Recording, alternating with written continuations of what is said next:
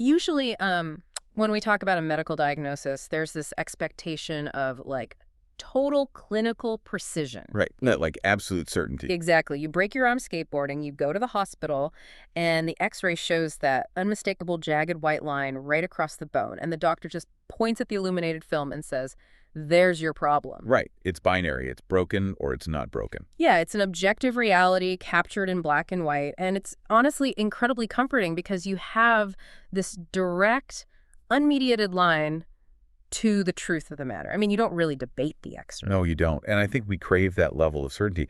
We structure most of our modern lives around this assumption that, well, if we just have the right tools, the right technology or the right scientific method, we can just strip away all human bias and stare at the naked truth. But then you step into the world of, say, neurodevelopment or psychology or complex trauma, and suddenly that x-ray machine is completely useless. Right. It doesn't work. You're looking at a diagnostic landscape that is incredibly murky. Like, you could have a psychiatrist, a neurologist, and a clinical psychologist looking at the exact same patient, taking the exact same behavioral history, And walk away with 3 entirely different diagnoses. yes, 3 different answers. And it's not because 2 of them are bad at their jobs. It's because their training, their underlying philosophies, and like the specific diagnostic manuals they prefer to use, they fundamentally change what they prioritize in the room.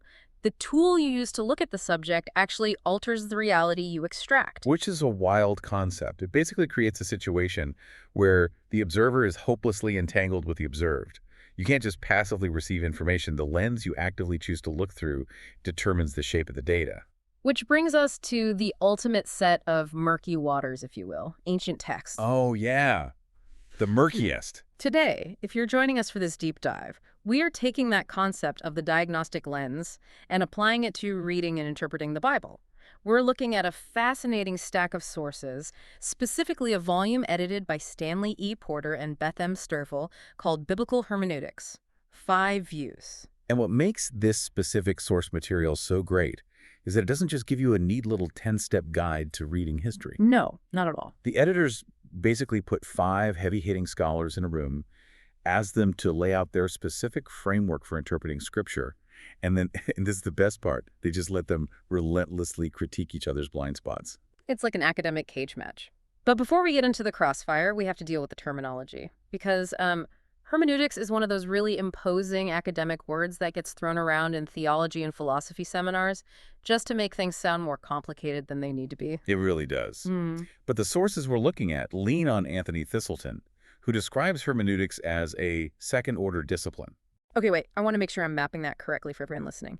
Because people toss around the words interpretation, exegesis, and hermeneutics like they're just, synonyms for reading a book. Right, they use them interchangeably. Yeah. So if I sit down with a copy of the Gospel of John and try to figure out what it says, am I doing exegesis or am I doing hermeneutics? You are doing exegesis. Yeah, exegesis, God. Yeah, exegesis and interpretation are the practical, ground-level acts of reading a text and drawing out its meaning. Hermeneutics, on the other hand, is the theory operating behind that process. Ah, okay. It's the study of the rules, the presuppositions, and like the historical conditions that you bring to the text before you even read the first word. So if exegesis is driving the car, hermeneutics is popping the hood and asking, why does this internal combustion engine work the way it does? Like, what assumptions did the engineer make when they built this transmission? That is a perfect analogy, yes. Yeah. And to stretch that analogy a bit, what we're looking at today are 5 completely different types of engines. Some of these interpretive engines run on raw historical facts. Right. Some run on the emotional response of the modern reader, and some run on ancient church traditions. Nice. And if you put the wrong fuel in the wrong engine... The text breaks down. Exactly. The editors of the book organized this massive ideological collision into 3 distinct spatial orientations, which is super helpful. Looking behind the text, looking within the text, and looking in front of the text. Yes. That spatial metaphor really helps ground it. So for you listening, our mission today is to navigate these 3 orientations by exploring the 5 distinct views presented in the book. And the stakes here extend way beyond just theology, right? Oh, absolutely. Whether you're reading a sacred text or trying to interpret the original intent of the U.S. Constitution, or even just parsing a really dense, politically charged news article online, the hermeneutical engine you choose will absolutely dictate the meaning you drive away with. It changes everything. It does. So we're going to look at the historical critical view, the literary postmodern view, the philosophical theological view, the redemptive historical view, and finally, the canonical view. We should probably start where the timeline begins, right? Looking behind the text. Let's do it. This is the realm of the historical critical or historical grammatical view.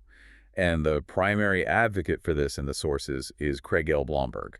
Yeah, when I was reading Blomberg's section, it felt very much like the traditional, almost archaeological approach to reading, you know? Yes, very hands in the dirt. Right. He's hunting for the original meaning that the original author intended to communicate to their original audience. Like, he really wants to know what's happening behind the curtain back in the 1st century. Exactly. He is operating diachronically. Diachronically, which means through time. Right. He wants to trace the development of the text through time. Because we have to remember, these documents didn't magically appear fully formed in, like, modern English paperbacks. Right. They weren't handed down from the sky as a printed book. No, they were written in ancient Greek, Hebrew, and Aramaic across vastly different cultures, spanning thousands of years. So Blomberg insists that to even begin to understand them, you have to master grammatical analysis and historical reconstruction. He actually spends a lot of time warning against lexical fallacies, which I found fascinating because it's something we all do accidentally all the time when reading older stuff. Like, he talks about semantic anachronism. Oh, yeah. That's a huge trap. That's when you take a meaning that a word developed much later in history and improperly read it back into the ancient text. Or there's semantic obsolescence, where you assume a word means something that had actually fallen completely out of use centuries before the author even picked up a pen. Right. It's kind of like finding a letter written by a teenager in the 1950s saying they had a gay time at a dance. If you read that with a 21st century sociological lens, you're going to massively misinterpret the author's romantic interests. You'll completely miss the point. Right. To actually understand what happened at the dance, you have to reconstruct the slang of the 1950s. You have to know what music was playing, what the cultural expectations were. You basically have to rebuild their world. And rebuilding the ancient world of the Near East or the Greco-Roman Empire requires a highly sophisticated toolkit. You can't just guess. Blomberg breaks this down into 2 massive categories: lower criticism and higher criticism. Okay, let's unpack those. Lower criticism is basically synonymous with textual criticism, right? Yes. Which is just the agonizing process of figuring out what the document originally said. Because we don't have the original piece of papyrus that the Apostle Paul actually signed. We don't have the autographs. No, we don't. We have fragments. Yeah. We have copies made by scribes in different centuries. And some of those scribes made typos or maybe... But I thought they were helping. Like, maybe they tried to fix something they thought the previous scribe got wrong. Exactly. So textual critics have to collate thousands of these manuscripts, compare all the variations, and use rigorous methodologies to reconstruct a text that gets as close as humanly possible to the lost original. It's like a giant puzzle. It is. And Blomberg views this as the absolute bedrock. I mean, you can't do high-level theology or deep literary analysis on a sentence if you aren't even sure the author actually wrote that sentence. Right. You can't critique the brushstrokes of a Rembrandt if you're looking at a coffee stain on a blurry Polaroid of the painting. You need the clear image. Exactly. So once textual criticism gives us the clearest possible manuscript, then we graduate to higher criticism. And this is where it gets a little controversial. Oh, very. Higher criticism involves an array of tools: source criticism, form criticism, tradition criticism, and redaction criticism. And we have to pause here because Blomberg is attempting a very, very delicate balancing act in this book. Yeah, because the historical critical method was primarily birthed during the Enlightenment, right? Which was an era that was deeply, deeply suspicious of the supernatural. Yes. And the philosophy behind the tools matters. You can't just talk about the historical method without talking about the assumptions of the historians who invented it. The text brings up Ernst Troeltsch, who laid out these 3 famous principles for historical investigation. Right. So Troeltsch articulated first the principle of criticism, which is methodological doubt, meaning history only deals in probabilities, never absolute certainties. Makes sense for a historian. Then he proposed the principle of analogy, arguing that the only way we can understand the past is by assuming it operated basically the exact same way our present operates. Okay, that one's huge. It is. And finally, the principle of correlation, which views all of history as a closed continuum of natural cause and effect. Yeah, that principle of analogy is the absolute kicker here, because if Troeltsch says we can only judge ancient history by analogy to our present experience, Right. well, my present experience does not include people walking on water or rising from the dead. Right, so he automatically rules out the possibility of miracles before he even opens the Gospel of Mark. He's essentially rigged the game to produce a purely secular outcome. Troeltsch would argue he's simply applying a consistent, objective scientific methodology. But Blomberg pushes back hard on this. Right, Blomberg wants to use the tools, but not the philosophy. Exactly. Blomberg believes you can, and actually must, use the critical tools source, form, and redaction criticism, but you have to strip away those Enlightenment anti-supernatural assumptions. He totally refuses to concede that critical thinking requires methodological atheism. Okay, I want to see this engine in action, because how does Blomberg use something like source criticism without falling into the trap of just tearing the text apart as a purely human invention? Well, a classic example the sources discuss is the synoptic problem. If you sit down and read Matthew, Mark, and Luke, there are large chunks of text that are virtually identical, like word for word in the Greek. Now, people don't just independently write the exact same sentences by coincidence. Right. If 3 students turn in the exact same essay, the teacher knows somebody copied somebody. It's exactly the same principle. So, source criticism tries to figure out who copied whom. The dominant theory there is Markan priority, meaning Mark wrote first. Then Matthew and Luke used Mark as a source, but they also shared another source, hypothetically called Q, for the sayings of Jesus they share that aren't in Mark. Oh, right, the Q source. Yeah. And Blomberg argues that figuring out this literary relationship doesn't undermine the inspiration of the text at all. It just reveals the method the authors used. It shows they were doing historical research, compiling documents. And then redaction criticism takes that a step further, right? Looking at how the author edited those sources. Spot on.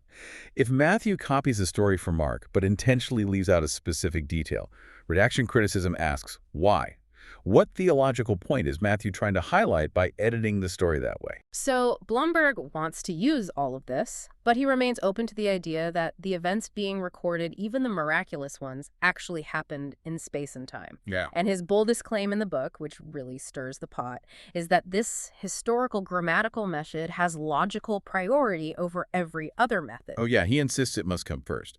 He isn't saying you stop there, but he argues that if you don't anchor your interpretation in the historical grammar and the author's original intent, you have basically removed all your guardrails. And I actually really appreciate the security of that, because without historical grounding, you see interpreters just rip a verse completely out of its ancient context to justify whatever political or social agenda they currently happen to favor. It happens all the time. Right.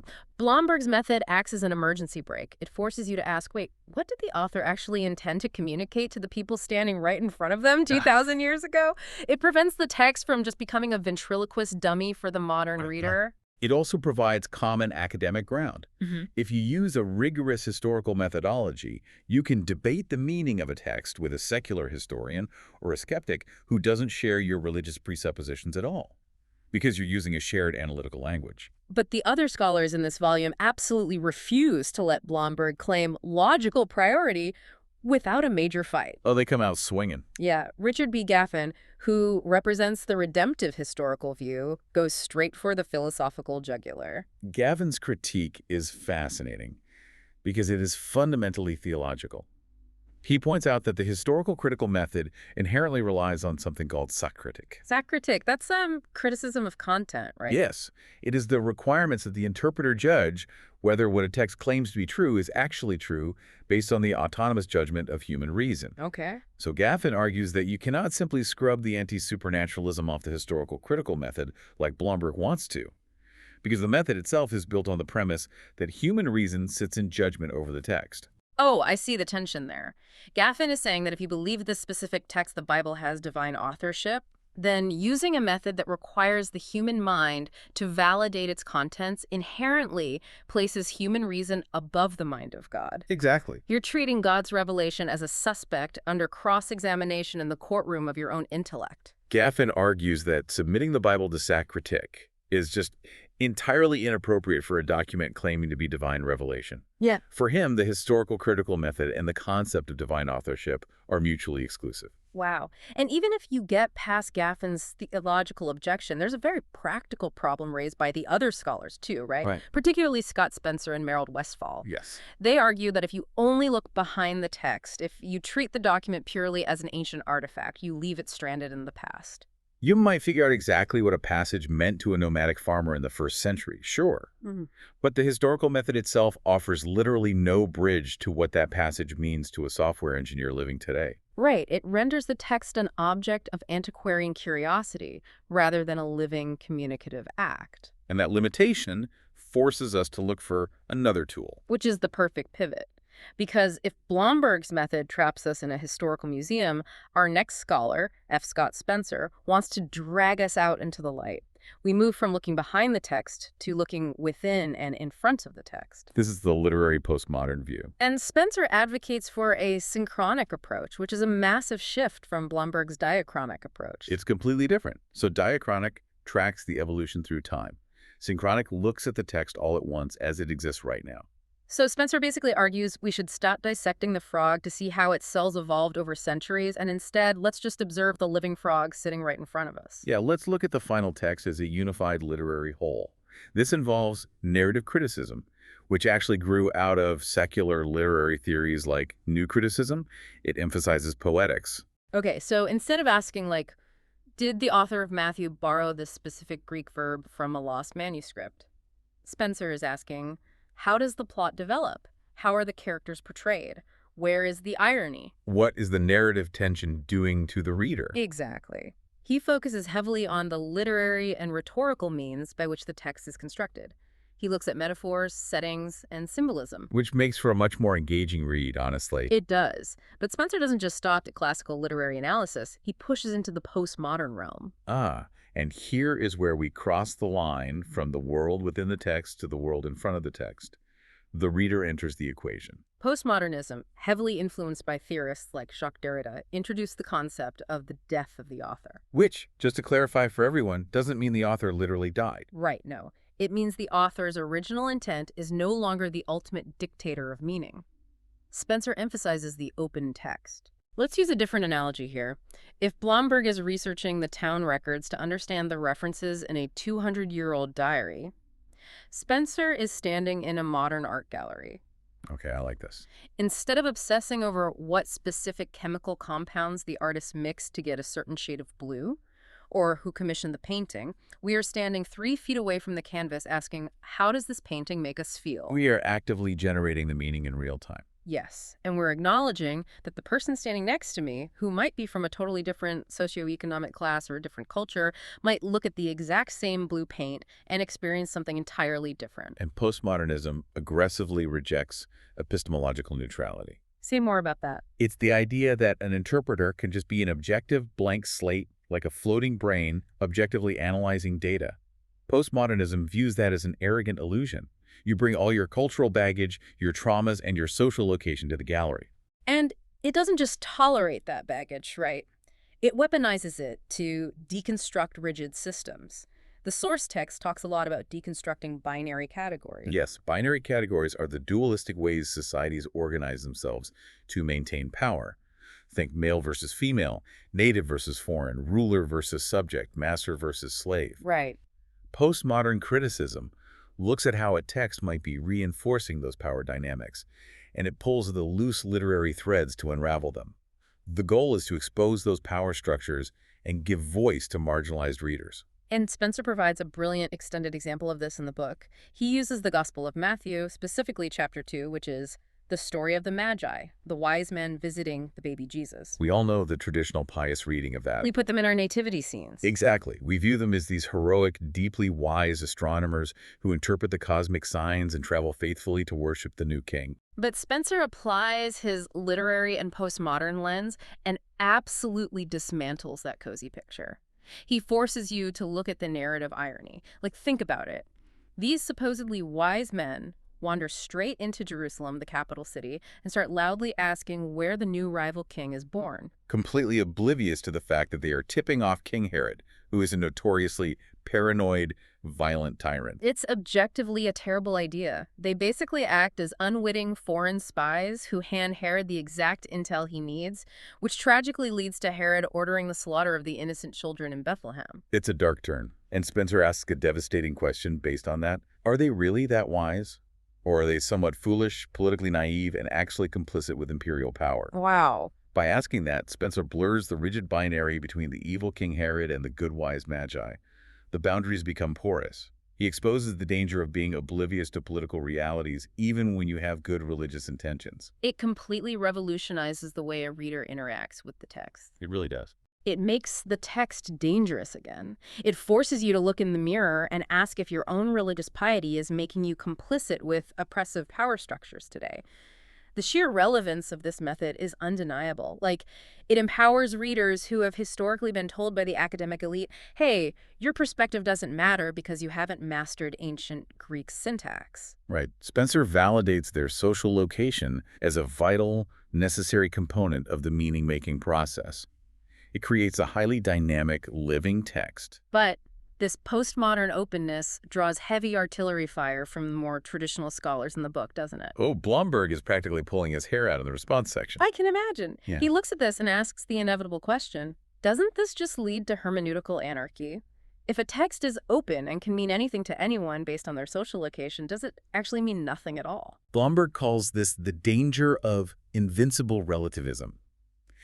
If you completely sever your interpretation from historical grammar and authorial intent, you lose all objective criteria for evaluating whether an interpretation is actually valid or just a projection of the reader's own psyche. You basically end up writing fan fiction. Yes. I mean, it might be incredibly creative, it might be internally consistent, it might make you feel great, but it has absolutely zero connection to what the original creator built. Even Spencer, to his credit, seems to recognize that pushing deconstruction to its absolute limit just destroys the text entirely. He does try to establish a middle way where the text still provides some parameters. But the critics argue his framework doesn't have the philosophical brakes to stop the slide into pure subjectivity. Which creates a really profound philosophical dilemma for our inquiry today. It does. Blomberg's historical method flirts with the arrogant assumption that we can perfectly master the past using autonomous reason. Spencer's postmodern method flirts with subjective anarchy, where meaning just dissolves into personal preference. So how do we ground our knowledge? We need a bigger map. And that tension perfectly sets up the philosophical theological view, which is championed by Merrill Westphal. Now, we must clarify a critical distinction here, one that Westphal himself is adamant about in the book. He is not offering an exegetical method. Right. He actually refused to provide a sample reading of the Matthew 2 text for the book, which I just found hilarious. It's so funny. The other scholars were essentially saying, show us how your method works on this passage, and Westphal flat out refused. No, thank you. Because philosophical hermeneutics is not a procedure. It is not a 10-step how-to guide for parsing a verb or analyzing a plot. It is a meta-discipline. It is a philosophy that describes the invisible dynamics happening behind our backs, whether we realize it or not, when we interpret anything at all. So he's focused on the epistemology of interpretation. Exactly. How do we know what we think we know? And the core concept he introduces is epistemological perspectivism. Let's unpack that, because Westphal draws heavily on philosophers like Søren Kierkegaard, and somewhat controversially for a book on biblical interpretation, Friedrich Nietzsche. Yeah, bringing Nietzsche into this is quite a choice. I mean, bringing the guy famous for declaring God is dead into a discussion on biblical hermeneutics seems like a wild, wild card. It seems counterintuitive, but Westphal points out that you don't actually have to adopt Nietzsche's atheism to appreciate his devastating critique of human knowledge. Both Nietzsche and the deeply Christian Kierkegaard agree on one foundational premise. Human understanding is essentially inescapably finite. We are not God. We cannot adopt a God's eye view of the universe, seeing all things perfectly at all times. Exactly. We only ever have access to a finite subset of the facets of reality. Our vision is severely limited by our geographical location, our historical era, our language, and our culture. We have massive blind spots. And because of this finitude, there will always be an inevitable plurality of interpretations. But Westphal takes it a step further into theology. He argues human understanding isn't just limited by our creaturely finitude. It is actively distorted by our fallenness. Yes. He uses Martin Luther's famous theological formula for this: semul justus et peccator, which means simultaneously justified and a sinner. This is such a vital addition to the conversation. It means our vision is blurred, not just because our brains are small, but because our hearts are compromised. Right. Westphal gives a very stark example. He says, imagine a Christian who is also deeply racist reading the Bible. That person is operating within a hermeneutical circle where their a priori prejudices about minorities reflect the fall of humanity. Their interpretation isn't just limited, it is actively, destructively distorted by their wickedness. They'll naturally gravitate toward interpretations that validate their bigotry and ignore texts that challenge it. But wait, if our minds are both radically limited and actively prone to distortion, how can we possibly trust ourselves to interpret a sacred text? Doesn't this lead straight to despair? It could, but Westphal points us toward a concept called the double hermeneutic, which is a framework he borrows from the philosopher Nicholas Wolterstorff. I found the double hermeneutic to be maybe the most compelling concept in this entire section, because it asks the listener to mentally hold two distinct, sometimes conflicting questions in tension at the exact same time. Right. The first question is, what did the human author say to the original audience back then? And that is the exegetical task. That's Blomberg's domain, essentially. What did the prophet Isaiah or the apostle Paul intend to communicate in their specific ancient context? But then the second question shifts the paradigm entirely. Yeah. What is God saying to us now through this text? Yes. The second question is the task application, and it hinges on a massive theological presupposition that God continues to speak a fresh word to people today through those ancient, historically rooted words. And Westphal makes a really brilliant comparison here regarding why reading the Bible is fundamentally different from reading classic literature. Oh, the Shakespeare comparison. Yes. When we read Shakespeare's Hamlet, we might ask what the text means for our modern understanding of grief. But we never ask, what is Shakespeare actively saying to me today? Because Shakespeare's dead. The communicative act is over. Exactly. But for the believer reading scripture, they are asserting that the ultimate author God is alive, present, and actively utilizing the text to communicate in the present tense. And managing this double hermeneutic requires profound intellectual humility. Philosophical hermeneutics basically serves as a massive reality check. It shatters modernistic arrogance. The Enlightenment illusion that if we just apply the right scientific method, we can achieve absolute, objective, presuppositionless certainty. Yes. It cures us of the dangerous illusion that our specific, culturally conditioned interpretation is perfectly identical to the infinite, exhaustive truth of God. And Westphal argues this humility actually paves the way for a healthy ecumenical hermeneutic. Oh, absolutely. If we truly accept that our interpretations are partial and perspectival, we don't have to be terrified of diverse readings. We can say, let many flowers bloom. We can actively learn from other global traditions. Because, a church in the global south might see a facet of the truth in a text that our Western, highly individualized cultural blind spots completely obscure. That sounds incredibly beautiful and intellectually honest. But of course, the other scholars definitely push back on the philosophical pessimism here. Oh yeah, Richard Gaffin, again, provides the sharpest counterargument. Gaffin reads Westphal's heavy reliance on postmodern philosophy, this intense focus on our finitude and fallenness, the idea that language and reason are so heavily distorted, and he really worries about the implications. He asks if this philosophy inadvertently creates a false war between the Holy Spirit and human methodology. Okay, so Gaffin is concerned that Westphal assumes human reason and language are inherent barriers to knowing God. Right. And from Gaffin's Reformed theological perspective, human beings are uniquely created in the image of God. Therefore, reason, logic, and language are not obstacles we have to overcome. They're creaturely gifts given specifically to facilitate our fellowship with God. That's a great point. Gaffin argues that, yes, we are fallen, but we shouldn't throw the baby out with the bathwater. We shouldn't become so radically skeptical of our own cognitive faculties that we assume God can't communicate clearly to us through basic grammar and historical events. So sound methodology, like rigorous historical analysis, actually facilitates true worship for Gaffin. It isn't something the Holy Spirit has to bypass. It's the very tool the Spirit utilizes to illuminate the mind. It's such a brilliant debate. Westphal is sounding the alarm against the idolatry of method, warning us against the arrogance of thinking our logic can capture God in a box.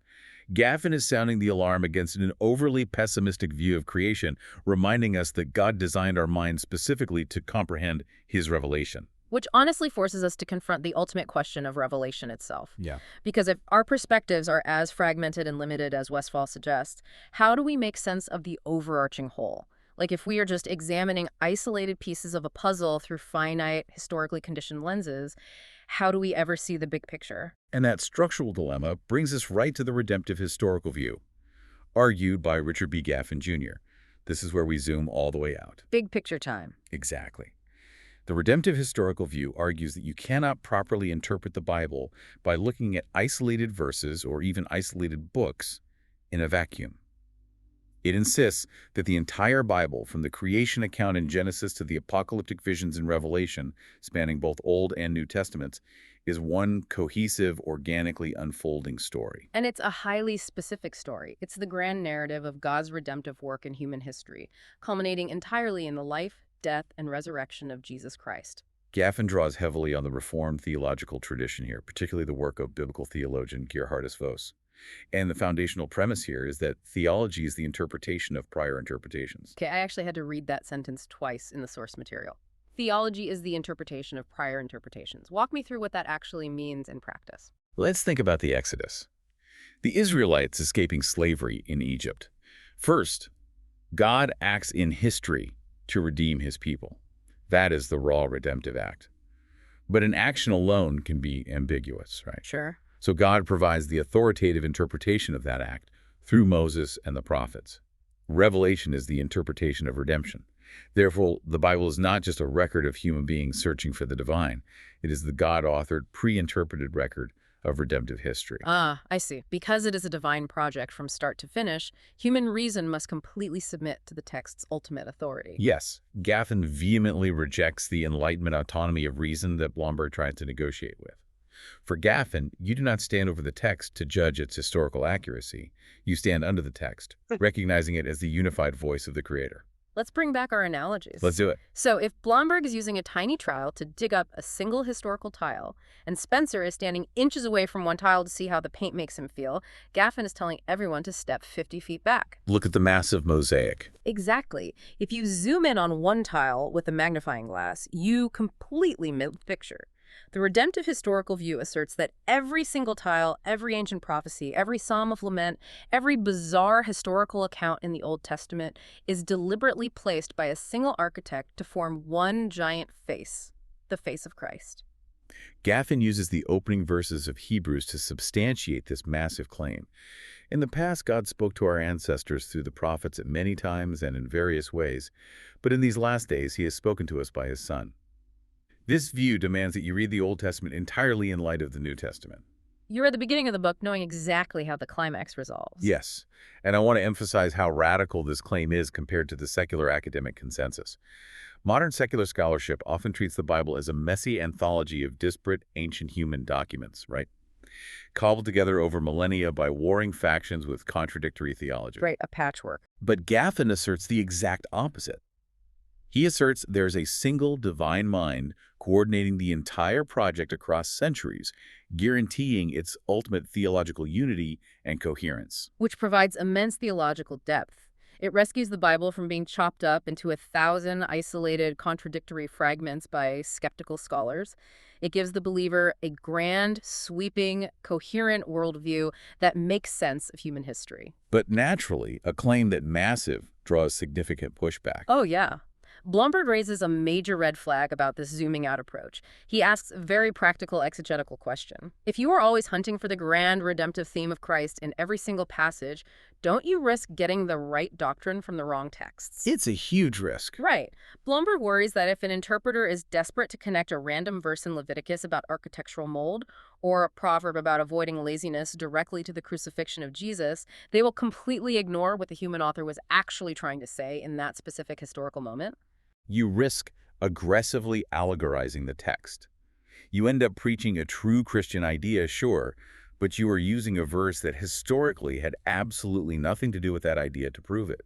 You lose the grounded historical reality of the text in favor of a spiritualized abstraction. And Merrill Westphal offers a philosophical critique of the redemptive historical view, too. He warns that while God certainly grasps the wholeness of the grand narrative of history, it might be an arrogant illusion for us to claim we grasp it. Because we are still finite creatures living inside the middle of that unfolding history, we do not have the ultimate God's eye view of how all the threads connect. And Westphal points out a chilling historical irony here. He reminds us that the religious experts of the Old Testament thought they knew exactly how the grand narrative would end. They had the prophecies mapped out. And because they were so certain they understood the whole picture, they ended up shouting, "Crucify him," when the Messiah actually arrived. Claiming to perfectly understand the grand narrative can sometimes blind us to the shocking, subversive ways God actually operates in real time. Which leaves us with a fascinating structural question. If there is this grand, unified narrative, who actually decided which books get to be included in it? Who determined the boundary lines of the mosaic? Right. Why is the Gospel of Luke in the Bible, but the Gospel of Thomas is left out? That historical and structural question transitions us to the final perspective in our volume, the Church's blueprint. This is the canonical view, argued by Robert W. Wall. The canonical view focuses heavily on the final shape of the Bible as we possess it today. Wall builds on the groundbreaking work of scholars like Brevard Childs. The argument here is that meaning isn't just found in the original authorial intent behind the text. Like Blumberg wants. Right. Nor is it just found in the literary dynamics within the text, like Spencer wants. Meaning is fundamentally generated by the final shape of the canon as it was compiled, organized, and received by the historical church. So we aren't just reading the Gospel of Luke as an isolated historical document floating in a vacuum. We are reading it as part of a highly specific collection. Exactly.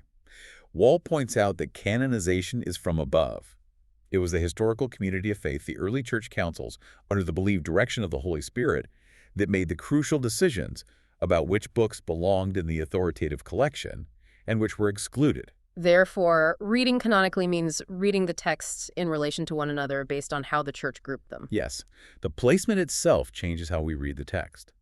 The source material provides a brilliant example of this with the book of Acts. Okay, let's hear it. Historically, the Gospel of Luke and the Acts of the Apostles were written by the same author as a two-volume work. If you read Acts simply as Volume 2 of Luke's historical project, you get one specific layer of historical meaning. Makes sense. But the early church made a fascinating editorial decision. They separated Luke and Acts. They grouped Luke with Matthew, Mark, and John to form the fourfold gospel collection. Then they placed Acts at the head of the epistles, the letters of Paul and others. Okay, I have an analogy for this. Think of a museum curator.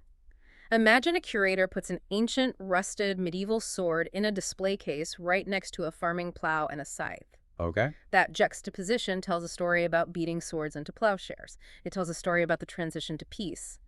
But if that exact same curator takes that exact same sword and moves it to a different room, placing it in a case next to a battered suit of armor and a shield, suddenly it tells a story about violent, desperate war.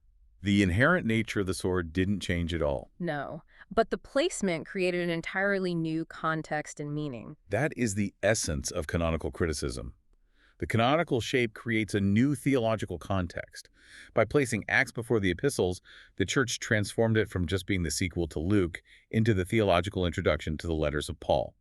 It provides the necessary context for how the church expanded, so those letters actually make sense. And Wall emphasizes that this isn't just an abstract academic puzzle for university professors. In the canonical view, biblical interpretation is fundamentally a worshipful activity. Right, the Bible isn't just an anthology. It is a portable place built by the church over centuries. When you read it, you are entering into a sacred communal space to gather with believers across history to hear a word from God. It is deeply communal. It relies heavily on what Wall calls the rule of faith, right?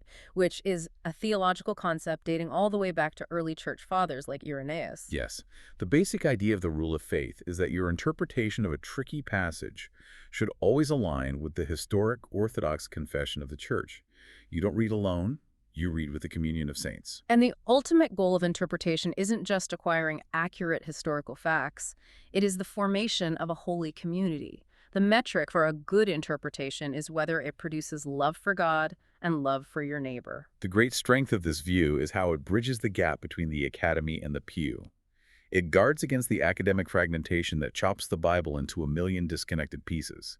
It insists that the text ultimately belongs to the community of faith, not just to the historians. I love the focus on community, but the other scholars have some serious reservations, as always. Let's bring Westphal back in. Okay. He asks a very tough philosophical question about this heavy reliance on the rule of faith and church creeds. He asks, shouldn't church creeds be subject to the text rather than the text being subject to the creeds? It is the classic Protestant dilemma. If you use the church's historical theology as the absolute boundary line for how you're allowed to interpret the text, how can the text ever correct the church when the church inevitably goes wrong? You just create a closed theological loop. The text becomes an echo chamber that repeats what the church already decided it wants to believe. And Blomberg, firing from his historical critical fortress, worries that focusing so heavily on the later canonical arrangement might override the integrity of the original documents. If Matthew wrote his gospel to emphasize a very specific historical point to his specific community, should we let the later church's arrangement of the canon mute Matthew's original historical voice? Meanwhile, Gaffin raises a massive theological flag. He asks if the canonical view wrongly equates the Holy Spirit's unique, unrepeatable work in inspiring the original authors with the Church's later, potentially fallible process of voting on which books get into the canon. Right. Gaffin believes the text itself carries the inherent authority, not the church council that recognized the text centuries later. So we have journeyed through 5 incredibly dense, distinct, and constantly colliding lenses today. We searched behind the text with Blomberg for original intent. We stood in front of the text with Spencer to deconstruct power dynamics. We confronted the philosophical limits of our own minds with Westphal. We zoomed out to view the grand redemptive mosaic with Gaffin. And we walked through the curated communal halls of the church's canon with Wall. Which brings us back to our broken X-ray machine from the beginning. After all of this, what does this actually mean for someone trying to read a complex text? It means that interpreting an ancient, multifaceted document is never a simple binary diagnostic process. But that shouldn't be a cause for despair or skepticism. As the editors of the volume synthesize in their conclusion, these 5 views do not have to be mutually exclusive enemies. They form a hermeneutical spiral. A spiral, yes. You don't just pick one lens and stay stuck in one place. You constantly move through them, allowing each lens to correct the blind spots of the others. You start with the foundation, the historical grammar and cultural context, as Blomberg insists. You do the hard work of figuring out what the words meant in their ancient setting to anchor yourself in reality. But you don't stop there. You move along the spiral.